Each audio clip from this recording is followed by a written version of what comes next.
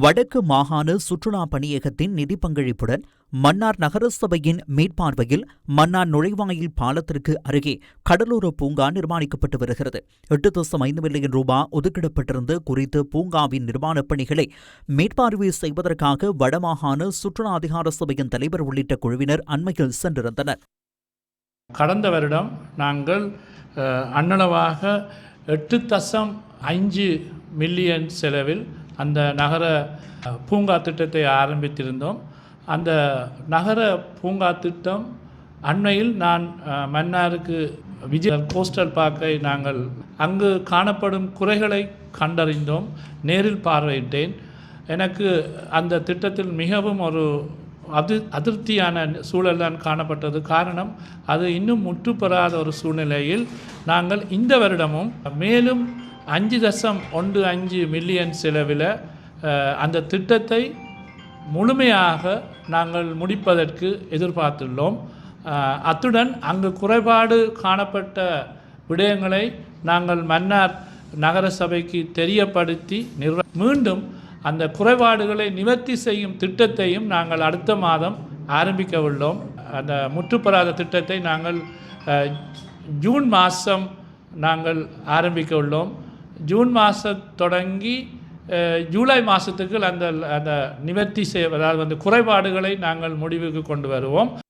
மன்னார் நகர சபையின் உள்ளூராட்சி உதவி ஆணையாளரின் அலுவலகத்தில் உள்ள சிரேஷ்ட தொழில்நுட்ப அதிகாரி தனது கடமையை முறையாக செய்யாமையே இந்த திட்டம் முழுமை பெறாமைக்கான காரணம் என மன்னார் நகர சபை தலைவர் தெரிவிக்கின்றார்.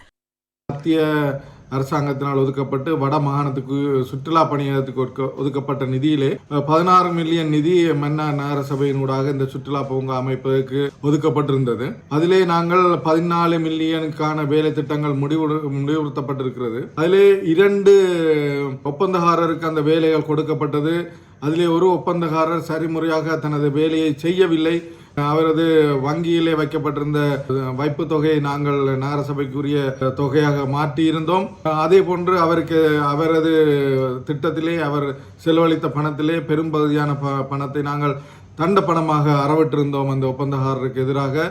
உண்மையிலேயே இந்த வேலை திட்டங்கள் அனைத்தையும் மேற்பார்வை செய்வது எமது மன்னார் நகர சபையின் தொழில்நுட்ப உத்தியோகத்தர், அதே போன்று உள்ளூராட்சி உதவி ஆணையாளரின் காரியாலயத்தில் இருக்கின்ற சீனியர் டிஓ அவர்களும் தான் இதை உண்மையிலேயே மேற்பார்வை செய்வார்கள். அவர்களது கடமையை சரியாக செய்யவில்லை என்றுதான் இந்த இடத்திலே நான் சொல்ல வேண்டும். உண்மையிலேயே அந்த முகாமையாளர் இப்பொழுது எமது நகரசபையிலிருந்து மாற்றப்பட்டிருக்கிறார். அதேபோன்று உள்ளூராட்சி உதவி ஆணையாளர் காரியாலயத்தில் இருக்கின்ற சீனியர் டிஓ அவர்களும் இதை சரிவர கண்காணிக்கவில்லை. எனவே நாங்கள் அவர்களுக்கு எதிரான விசாரணைகளை முன்னெடுத்திருக்கிறோம்.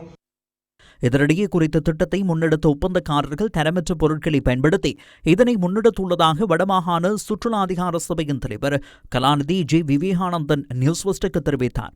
மேலும் இந்த ஒப்பந்தக்காரர்களை கருப்பு பட்டியலில் சேர்ப்பதற்கு நடவடிக்கை எடுக்கப்படுவதாகவும் அவர் இதன்போது தெரிவித்தார்.